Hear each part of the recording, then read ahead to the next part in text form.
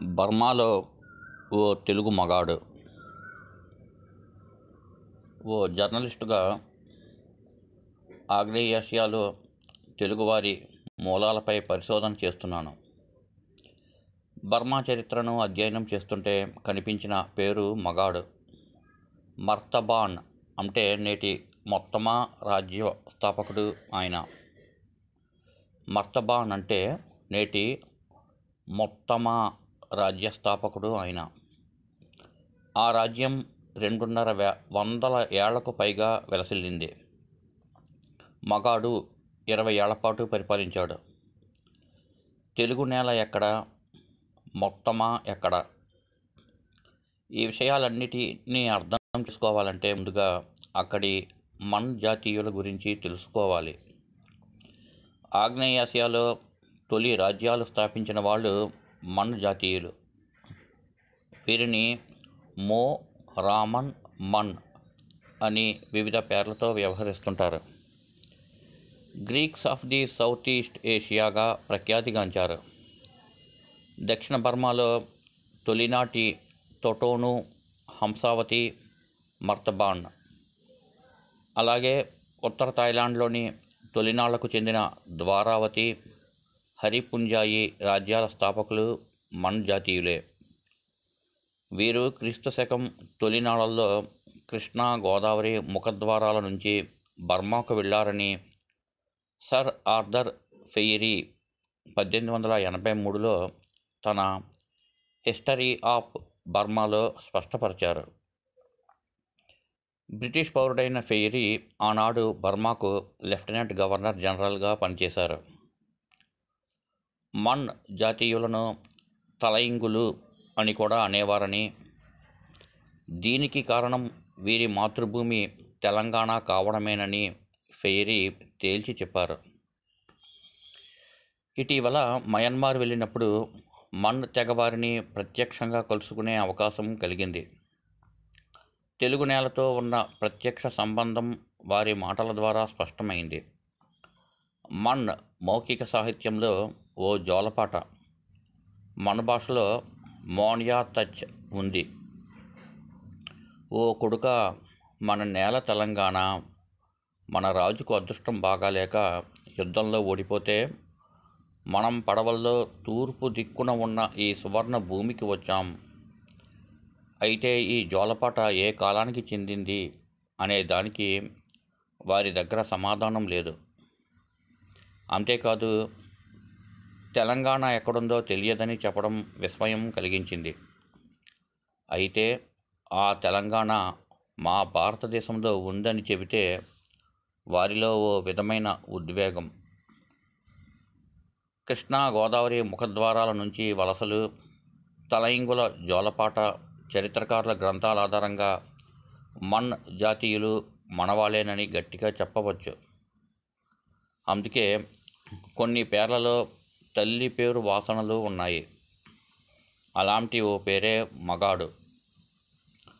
అతడు రాజు కాబట్టి శాసనాల్లో నేటికి ఆ అచ్చమైన తెలుగు పేరు సజీవంగా ఉంది. అతడి జీవిత చరిత్ర ఎంతో ఆసక్తికరం.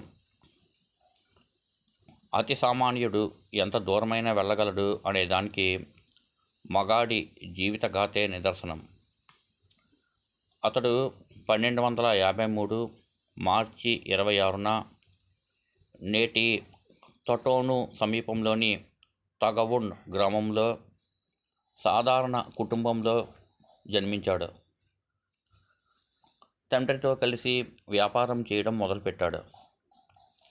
ఇక్కడి నుంచి కొంతమంది వ్యాపారస్తులు అప్పటి సుకోతాయి అంటే నేటి థాయిలాండ్ రాజధాని నగరంలో వ్యాపారానికి వెళ్ళి వస్తూ ఉండేవారు. ఓసారి అలా వెళ్ళిన మగాడు సుకోతాయి రాజ్యంలో ఏనుగుల శాలలో ఉద్యోగానికి కుదురుకున్నాడు. క్రమంగా ఏనుగుల శాలకే ముఖ్యాధికారి అవుతాడు. సుకోతాయి రాజు రామ్ కామ్హేంగ్తో మంచి సాన్నిహిత్యం ఏర్పరచుకుంటాడు. దాంతో రాజకోటలోనే అతడికి నివాసం ఏర్పాటు చేస్తారు. రాకుమారి మీనాంగ్ సైడో ప్రేమలో పడతాడు.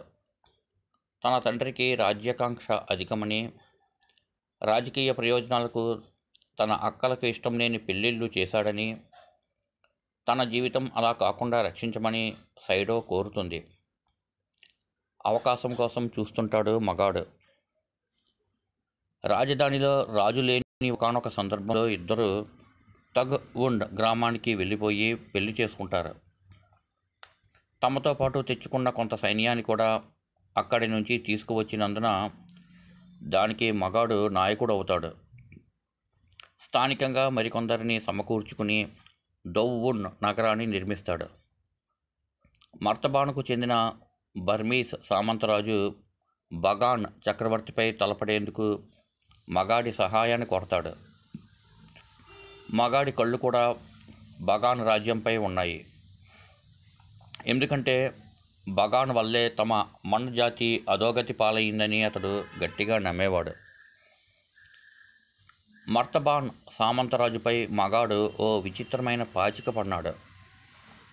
మగాడికి ఓ తమ్ముడు, చెల్లెలు ఉన్నారు.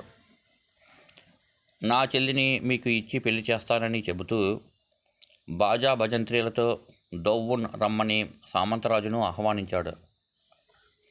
వచ్చిన వాళ్ళందరినీ మత్తు పానీయాల్లో మునిగేలా చేశాడు. మత్తులో ఉన్న సామంతరాజును, అతడి సైన్యాన్ని చంపేసి మర్తబానును ఆక్రమించుకున్నాడు. పక్కనే ఉన్న షాన్ రాజ్యం కంపలనిని హస్తగతం చేసుకున్నాడు. దీంతో మంత్రులందరూ అతడికి దాసోహం అన్నారు.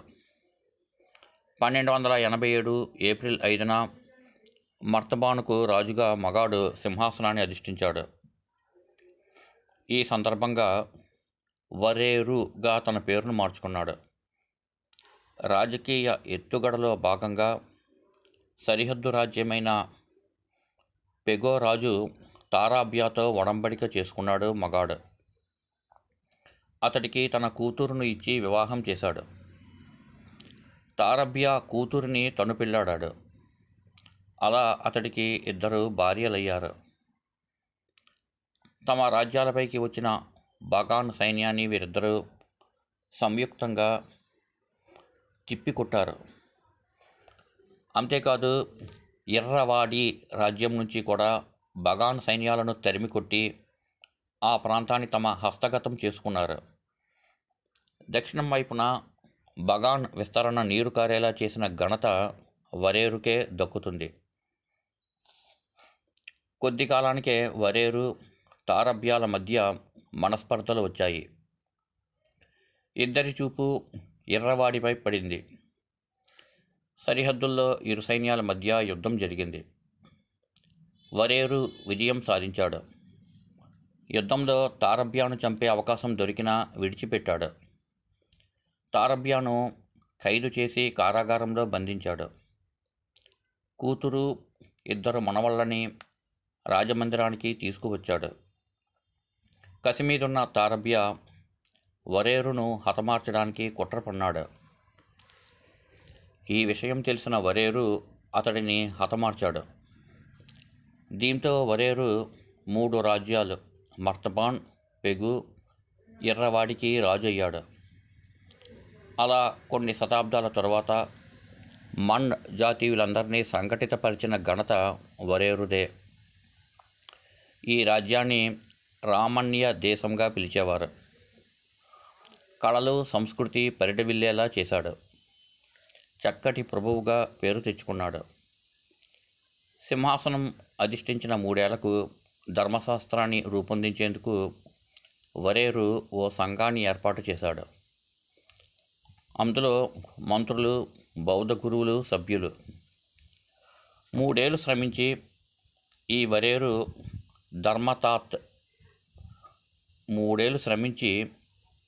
వరేరు ధర్మతాత్ రూపొందించారు.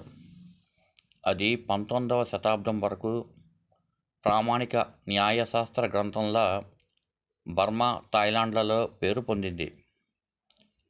ఈ గ్రంథం భారతీయ మనుధర్మశాస్త్రానికి దగ్గరగా ఉండడం విశేషం. వరేరుకు ఒక్కతే కూతురు. మగ సంతానం లేకపోవడంతో మనవళ్ళనే తన వారసులుగా తీర్చిదిద్దడం ప్రారంభించాడు. కానీ తమ తండ్రిని చంపినందుకు తాతపై పగబట్టిన మనవళ్ళు అవకాశం కోసం ఎదురుచూస్తూ వరేరు నిద్రిస్తున్న సమయంలో కత్తితో పొడిచి హతమార్చారు. సైనికులు వారిని పట్టుకుని ఉరి తీశారు. అప్పటికి వరేరు వయసు 53 ఏళ్ళు. వారసులు వేరే లేకపోవడంతో అతడి తమ్ముడు రాజయ్యాడు. మగాడి కథ అలా ముగిసిపోయింది. ఇదంతా క్రీస్తు శకం 13వ శతాబ్దికి చెందిన చరిత్ర. అయితే బర్మాలో మన్ జాతీయుల కథ క్రీస్తు శకం 5వ శతాబ్దిలో తటోన్ రాజ్య స్థాపనతో మొదలవుతుంది. అప్పట్లో తటోనును సుధర్మపురంగా పిలిచేవారు. బౌద్ధ సాహిత్యంలో సువర్ణ భూమిగా కనిపిస్తుంది. ఇదే పేరు మన్ జోలపాటలోనూ ఉండడం విశేషం. తటోను రాజ్య స్థాపకుడు సింహరాజు. అతడి తర్వాత 57 మంది రాజులు పరిపాలించారు. అయితే 11వ శతాబ్దిలో బగానుకు చెందిన అనవ్రత అనే బర్మీస్ రాజు మన్ జాతీయులు సాంస్కృతికంగా ముందున్నారని, దీనికి కారణం వారి త్రిపీఠిక వాటిని తనకు అప్పగించవలసిందిగా తటోను రాజు మనుహను అడిగాడు. అతడు కాదనడంతో పెద్ద సైన్యంతో దండెత్తి వచ్చి రాజును 30,000 మంది మన్ జాతీయులను బానిసలుగా తనతో తీసుకువెళ్ళాడు. బగాన్లో వేల కొద్దీ బౌద్ధ స్తూపాలను వీరి చేత నిర్మింపచేశాడు. ఈ స్తూపాల కారణంగానే నేడు ప్రపంచంలో అత్యంత విస్తృతమైన పురాతత్వ ప్రదేశంగా బగాన్ పేరు తెచ్చుకుంది. అక్కడి మరో మన్ రాజ్యం పెగు. మన తెలుగు జాతికి సంబంధించిన కీలక ఆధారాలు ఇక్కడ లభించాయి. ఈ రాజ్యానికి మరో పేరు హంసావతి. క్రీస్తు శకం 6వ శతాబ్దిలో 2 రాకుమారులు విమల, సామల తటోన్లోని తమ తల్లితో గొడవపడి కొంత సైన్యాన్ని తీసుకుని ఉత్తరంగా వచ్చి హంసావతి రాజ్యాన్ని స్థాపించారు. 150 సంవత్సరాల పాటు ఈ వంశానికి చెందిన 17 మంది రాజులు పరిపాలించారు. ఓ రాజు పేరు లక్కన్న, మరో రాజు పేరు తిస్స. మర్తబాను రాజుల్లో అత్యంత గొప్పవాడు రాజాధిరత్. ఇతడు మగాడికి మునిమేనల్లుడు. 14వ శతాబ్దికి చెందినవాడు. ఈనాటికి మన్ నగరాల కూడళ్లలో రాజాధిరత్ శిల్పాలు కనిపిస్తాయి. వరలో కత్తితో పరాక్రమవంతుడిగా కనిపించే రాజాధిరత్ శిల్పంలో వెంటనే ఆకట్టుకునే అంశం ఒత్తైన మీసకట్టు. బర్మీయులు, చైనీయులు, తాయి ప్రజలలో ఇలాంటి మీసకట్టు ఉండదు. మన్ లిపికి మూలం దక్షిణ భారతదేశానికి చెందిన పల్లవ గ్రంథి లిపి. మన్ లిపికి మూలం దక్షిణ భారతదేశానికి చెందిన పల్లవ గ్రంథి లిపి. దీని నుంచే బర్మీస్, తాయి, లానా లిపులు అభివృద్ధి చెందాయి. మన్ జాతీయుల ప్రధాన ఆధారం నేత. ప్రతి ఇంటిలోనూ మగ్గం ఉంటుంది. వారు నేసే పట్టు ఎంతో ఖరీదైనది. మగాడి లాంటి రాజుల పేర్లు, లిపి, సంస్కృతి పరంగా చూస్తే మన్ జాతీయులకు తెలుగు నేలతో దగ్గర సంబంధాలు ఉన్నట్టుగా ప్రాథమికంగా తెలుస్తోంది. ఈ దిశలో విస్తృతమైన పరిశోధనలు జరగాలి. తొలినాళ్లలోనే విదేశీ గడ్డలపై తెలుగు జెండాలు రెపరెపలాడించిన మన తాత ముత్తాతల గురించి తెలుసుకోవాల్సిన అవసరం ఎంతైనా ఉంది. ఈ వ్యాసాన్ని రాసిన వారు Srimati DP Anuradha. Phone number 901001605555. ఈ వ్యాసం ఆదివారం ఆంధ్రజ్యోతి దినపత్రిక 17 మే 2020 నాటి సంచికలో వచ్చి ఉన్నది. స్వస్తి.